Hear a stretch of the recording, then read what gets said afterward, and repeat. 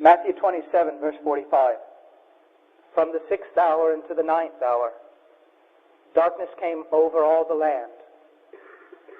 About the 9th hour, Jesus cried out in a loud voice, Eloi, Eloi, lama sabactani, which means, my God, why have you forsaken me? We miss the meaning of the cross today. As a matter of fact, it's almost perished. You are not saved because of a wooden cross. You are not saved because the Romans beat his back. You are not saved because of a crown of thorns on his head. And you are not saved because someone pierced his hands with nails. You are saved because he died, forsaken of his own Father, and condemned in your place. The pain of the cross is not found in crosses or nails or crowns of thorns or stripes on a back. The pain of the cross and what has caused you to be redeemed is the fact that the Son of God became a curse. You see, you don't realize that much because you don't hear it much.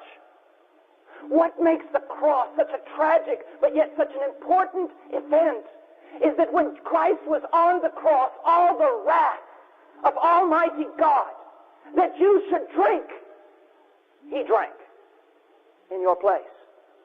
You see, when he was in the garden, I'm amazed that so many people wonder what was that cup he was so worried about drinking and that he wanted to pass from him. Well, just study the Old Testament. Almost every reference to cup in the Old Testament has something to do with the wrath of Almighty God. On that tree, he carried your sin. Everything that ever made you an abomination to Almighty God. Everything that God ever hated about you. Everything that ever deserved the wrath of God. Every disgusting, despicable abomination, trespass, and iniquity you ever committed, he carried. And he held up the cup of God's wrath, and he drank it. And when he turned it over, not one drop was left for you. Where's the pain of the cross? What makes that death such a terrifying and yet powerful thing? You see, you can't know unless you know what you are apart from it. Anything that deviates, even less than a millimeter from the righteous standard of God, is nothing more than an abomination before him and under a curse. When Jesus Christ was on that tree, it wasn't Romans that bothered him. It wasn't mocking from Jews. Is that the one who had always dwelt in the bosom of the Father carried our sin and became an abomination before him and became accursed. Jesus Christ, bearing your sin, became so terrible, such an abomination. God was glorified in his destruction.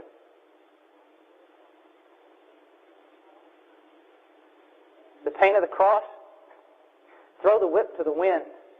That's a little thing. Crosses, millions of people have died on crosses.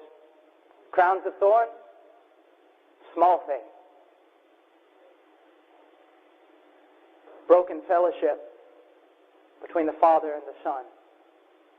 Any one of us, in any shape, form, or fashion, trying to draw near to a holy God would get nothing but the heaven's door slammed squarely in our face.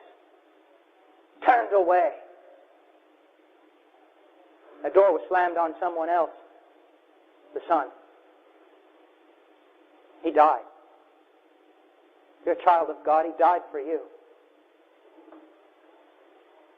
That's what makes everything else so small in life.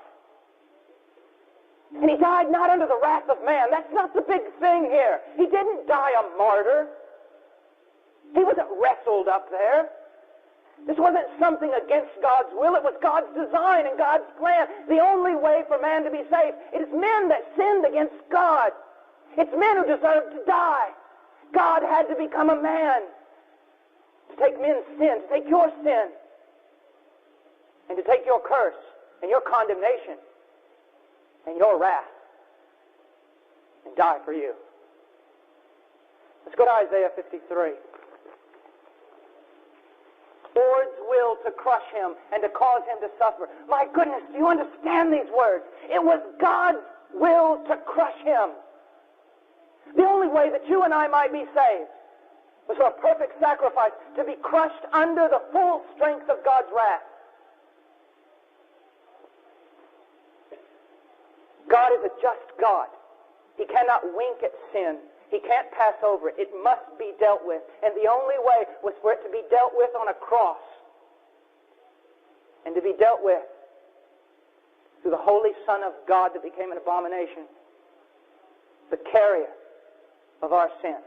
The serpent lifted up in the wilderness to be crushed by God. So that the full length of his justice would be poured out. So that then mercy could be poured out on you.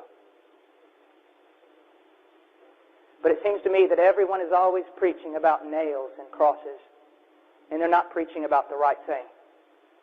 That the pain of the tree has nothing to do with metal or wood, but with the fact that the Son of God became a low thing.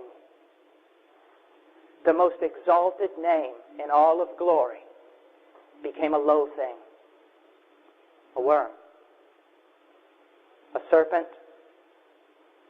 A lamb, a goat, a sacrifice, a substitution, make no mistake about it, an expiation, a thing to appease the wrath of Almighty God.